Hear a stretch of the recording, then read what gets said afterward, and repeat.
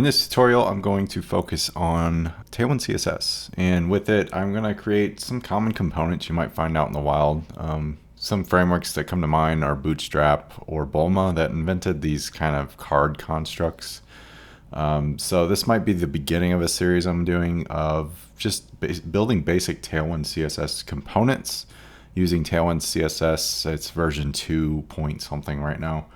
But it's more of an updated guide. I've got a lot of Tailwind stuff on my channel, and I figured I'd do more like newer stuff because I feel like that's pretty much how I write CSS these days. And it's crazy to think just a couple years ago I was writing like BEM style or object-oriented style CSS, where you pretty much need to think of a name of something, give it a class that's custom named, and then go write CSS off in this focused area, and then come back to your UI and do all this back and forth stuff. And Tailwind's really made my productivity scale dramatically, and I really am a big fan. So most of what I advocate for CSS on my channel is going to be for Tailwind CSS, just as things go on, at least at this point in time. So that could change, but so far the functional style of writing CSS or the reusable patterns with all the different class names are very appealing. So here's what we're going to create in essence in this video, just a basic card construct with a lot of variants.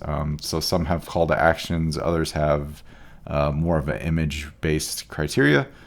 And we're just going to use CodePen and Tailwind linked through a CDN for now, just because it's quick and easy to set up. You could do it real quick on your own, or copy my pen and maybe fork it and do it yourself. So why don't we get started? I'll just create a new pen.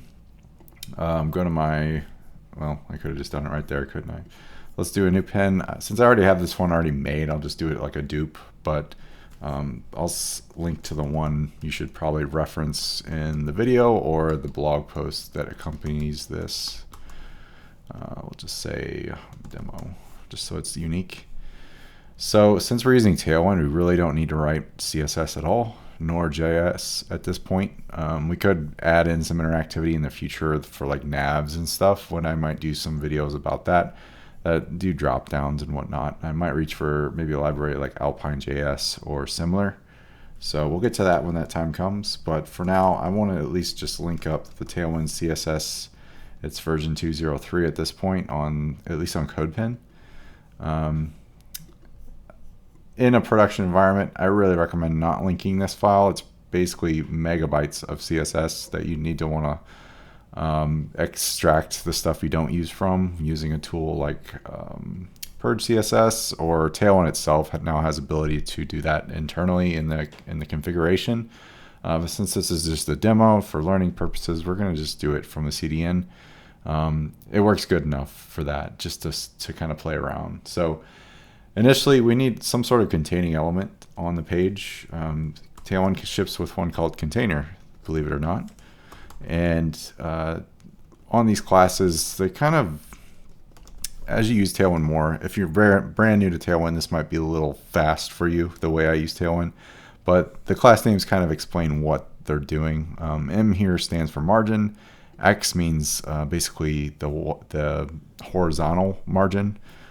So left and right, and we're going to set those both to auto, which is going to essentially fixate whatever's in the screen in the center of the page and kind of offset it from the actual boundaries of the browser. So a container class has, I think, 4 breakpoints. Tailwind ships with that. You can customize those to your liking, but I want to use just the defaults for now. We won't go into too much configuration, at least early on. So I'm going to have a grid of cards, as you saw in the first, I guess, flash of the preview. So to get that, we could use CSS Grid, but I actually tried that before this. And with CSS Grid, when you do a row of elements, say 4 across, the height is going to remain consistent no matter the size of the content within it. So all of our cards in theory would have the same height. And the only way around that is to either hijack it and use like floats or something old school, or Flexbox. And I ended up using Flexbox. So luckily Tailwind ships with both, and you can use either or. So we're going to start with just a basic flex container that wraps when it gets too wide. And we're going to set the items in it to start and that's essentially going to shift them up to the top baseline on the container instead of like in the middle or on the bottom or anything like that. And then we'll offset this entire container with 16, which isn't pixels or rims or anything like that on Tailwind. It's kind of just a standard unit of measure the authors created around it. When I use Tailwind, I don't even really know what that means. I just know it means a decent amount of space. So I don't think you need to know all those extraneous details. So why don't I'm going to do some commenting just to give you a concept of what each card is going to be so you can refer to it. We'll just do a basic card to start. And since we're using Flexbox, we need to define a width on like a containing element. So we'll start, I'm going to set it on large screens to be a width of 1/4. So it'll take up 1/4 of this container. And then we'll have it on smaller screens go full width, so width full. And then I want to have some offset. So on large screens, we'll do some patterning to the right since this is the furthest one on the left. Okay, and so obviously we don't see anything on the screen yet because there's no actual content. If we just added some basic text for now, you'll see it basically up here. Okay, now to get to the actual styling bit, I like to, basically when I use Flexbox, I like to have a containing div that does all the widths and offsets. And then within it, I have the stylistic elements, so more of the aesthetics. So in this case, it'll be BG gray 200.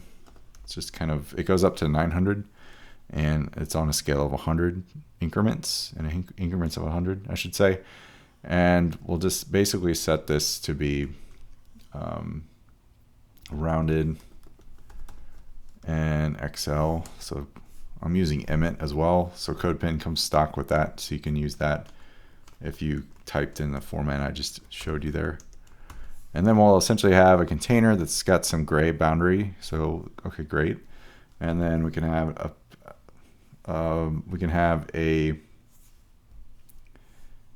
padding of just this 6 unit of measure. So I don't really know if that means, I think it's just like maybe 10 rems or something. It's in rems, 1.5 rems. So 6 equates to that for some reason. Anywho. Within a card, you tend to have a title, so we'll add that.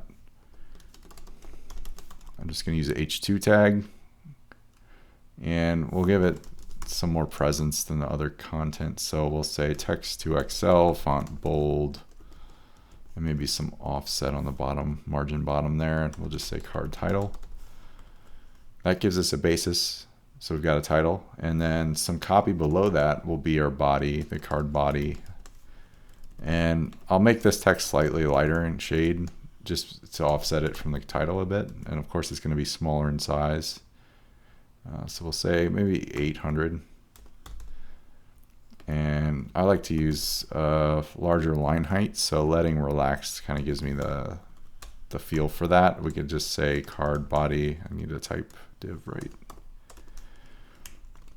Body, and I'll just do like some lorem. If you do lorem and CodePen and hit tab, it'll autocomplete with some extra text for you to use. So that looks pretty good. And there's our first card. That's essentially it. So if you really wanted to make this super reusable, you could extract it and create a custom class and just scope all this stuff to it. I find that to be a little tedious because how often do you really have all these cards, sitting around in your app or website? I don't really know if it's that much. So you might just be okay to use some sort of repeatable pattern if you need to. But that's the basic card. I just kind of went from there and added things or removed things. So in the next one's going to be like a card with a link or a button. And what we did here to change it was essentially just add another containing element below the body and added some offset on the card body. So margin bottom 6 there. And I added a button, and it's basically just a anchor tag within another div. And we don't even really need the extra div, but I'm going to use it anyway, just so it breaks a new line for sure. And inside that, we could just say I don't know, card link.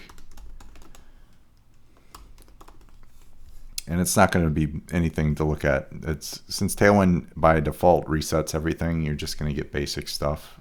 It's assumed you're going to add your own styles.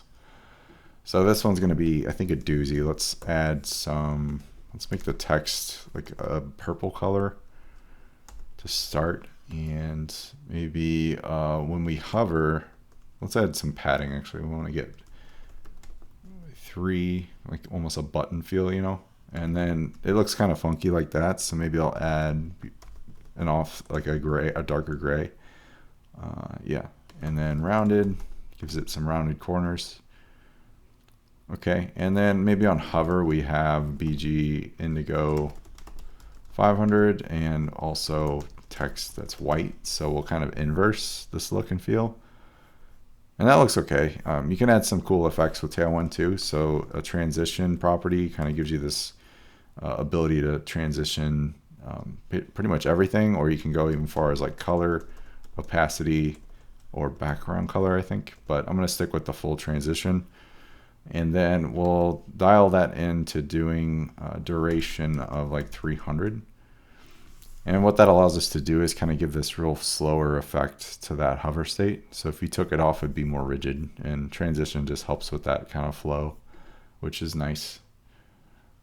And I think that's pretty good. The bottom padding there looks a little weird, so I think I might add some offset to that, or we can add some padding on the container. I'm wondering why it's only got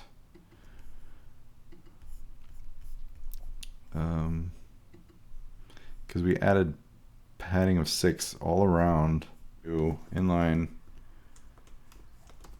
flex items center, justify center, just to fixate everything, and then letting snug. And I'm gonna get rid of this class, by the way. Close this. Yeah, that fixed it. So the button itself was kind of, it needed to be displayed a different way, because the anchor tag by default's displayed inline. I think that's what I was missing. So you need to either display block there, inline block, or inline flex like I have. I like to use inline flex because it kind of shifts everything to the center for sure if you use these two properties. That's just kind of a fail-safe thing I like to use. Okay, so that's a call to action. We've got our hover state. That's kind of nice there. So we can duplicate this code again and maybe modify it to include a footer area. So what that might look like, maybe we'll get rid of this button. And, oops, what did I delete there? Yeah. Let's just continue with this div, maybe style it some. So we'll have border top, border gray, like 300, padding top 6. I'll make this flex because I'll have maybe a call to action in here too. We'll just have like a piece of text here. So border or card footer is what I was going to say. And below that, we'll have a call to action, just some random thing. Maybe it's just a text-based link. So we'll have maybe that indigo color again, 500, hover over, make it a little darker. Remember, it goes to 100 or 900 on the scale, and it increments in 100. And maybe the font will be medium, so slightly bold. And we could say just some call to action. So that gives us that over here. What I want to do real quick is make these interior cards have a px of 3 because I want them to have offset on the left and right, and that should balance things out a little more just on large screens. So if you were to break this down to full screen, it would go down to 1 column, which is the idea for responsiveness. And then for flex, we can items center, justify between, just to get them to go back and forth. So now we got like some card footer. Maybe we can offset this color with something a little less intense. So text gray 700. There we go. And I don't know what would be there, but just there's some context for you. You could have a call to action that has this sub area. Almost looks like a modal confirmation modal window or something. Okay, and what if we, loop that backwards and did a header? We could do something similar there. I think I'm missing a div for our container. So this completes this div. There we go, yeah, card with link. Now we can do, I'm gonna update that actually to say footer. And I'll do one more that is pretty basic, but still just maybe something you might use. Maybe it's got like a feature call out or something, and that's why you'd have the header. Maybe we could just grab this, throw it up on the top, and go from there. So maybe it would be right here. And this one, instead of PX, I'll do PL, just so it's on the left. And you notice it's like flip-flopped. So in this case, we'll want to do padding bottom 6, I believe. And the border bottom, we'll start with that. Okay, that's a little weird. Maybe we'll reduce this to half that and margin bottom 3, so it equates to about 6. And the offset, yeah, there we go. The offset on here though is a little wonky. Maybe we'll still do 6. And it should be bottom, not the whole container. There we go. That kind of resembles what's going on here. Maybe not to the T. Maybe we could do even something like so. Yeah, I don't know. That's more custom than repeatable in this case, but I think it still works. And we can make that call to action. I think it is medium, so yeah, it's fine. Nice. Okay, so there's some context of different cards you can do with basic text. What if you want an image? Let's add one with an image on the next block. So this, because we add flex wrap on our container here, it's going to go ahead and break to the next line since we did 1/4 for each, and that's just going to mean 4 up per row. So this one should break to that next line down. There we go. Image. So this will be a basic image. I'm going to pull one in that's just from CodePen. We'll get rid of this call to action thing for now. And I don't want padding around the image per se, so we'll need to actually add another div that's just got that around all of our content, because I want the image to go full, almost look like it's cropped to the edge, you know. So in here we'll have an image, and we can add, with CodePen there's this little assets tab down here, and I go to photos and I tend to just add, maybe we'll add this bike, and it's gonna be, it's like a real long portrait, so maybe we can use some object. We're gonna make this padding right 3 real quick. Object transformation in Tailwind to kind of compensate for that. So we can set, what's kind of neat is you could set class, and I'll say object scale, but I want the height to, max height to be like what, 64 or something, and then width will be full. And essentially we'll shrink that image but still crop it in a certain way. Maybe we'll do cover, and I might need to do relative here. There we go. So it crops it in a specific way, but it works pretty well. I think scale down is what I was after. Object scale down. Okay, that's not what I want. So what does fit do? Essentially does that, but it skews. So let's do cover. I think that's our best bet. It's not perfect, but it works. And you can actually position this too. So if you say object, I think top, it'll do cover but start from the top, which doesn't look good. So maybe bottom, I think center is the default. Yeah, so let's just roll with the default. Okay, and you notice the corners aren't rounded either, so we'll need to add that on the top to compensate. So we've got it at XL other sides, so we'll just do it on the top. So if you do rounded -T XL, it'll just get the top left and right corners and round those out. So then we got our card title here. and our body. So that looks pretty good. I'm gonna actually get rid of the margin here so we don't have that extra padding or that offset on the bottom, and then we should be all set. Sweet. For each row though, we probably want to add some offset on the top, so maybe margins top 6 or something, so they're not buttoned up to each other. If we were using CSS grid, this would be way easier to offset the space in between these, but you notice, like I said before, the height of all of them would be consistent, which sometimes is good, but in this case I want the content to flow and make the height instead of the actual grid and grid items. All right, so one final one I want to do is the kind of fancy one with a card image with text overlaying. And we'll delete or duplicate this one. I'll just use the bike image again, but we'll use something a little less content heavy. So we'll just keep the card body here, like just the basic text for now.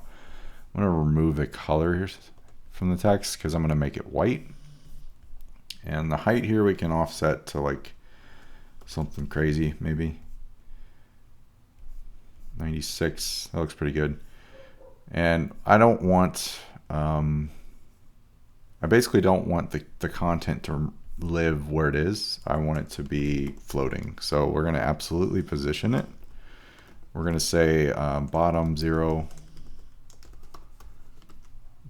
maybe left 0, just to give it that look. And you'll notice it's overflown now. That's good. We'll need to make the image fully rounded at this point. And I want to offset it on like we've been doing for the middle ones, so it's aligned. So that's a good start. You notice the text is insanely hard to read though, so we need to compensate there. We could just make the text white and be done, but I think a nice touch is to add like a bit of a gradient mask on the image. Right now with Tailwind, you can't do something so simple like a background image. So what I do is mock it with just a basic div, and I'll make it absolute as well. And then we play with z indexes to get this effect. So I'll say basically set all the top left. I mean, you could do this I think with one other class name, but I like to see them all personally. Bottom, and then we set the width and height to full. And then we still need a z index here. And of course we want relative on the containing element so it doesn't go nuts. If you don't pass relative here, this whole box will just be like off into the foreign land. So far nothing's really looks different, but that's because we haven't added a background color. What I like to do is to add background gradient. With Tailwind you could say BG gradient. I'll say to bottom, so 2B. And I think it's actually 2B. There we go. And then I'll do from transparent because I want the image to shine. And then bottom 2 will be black, basically just that background color for the text to fall with under.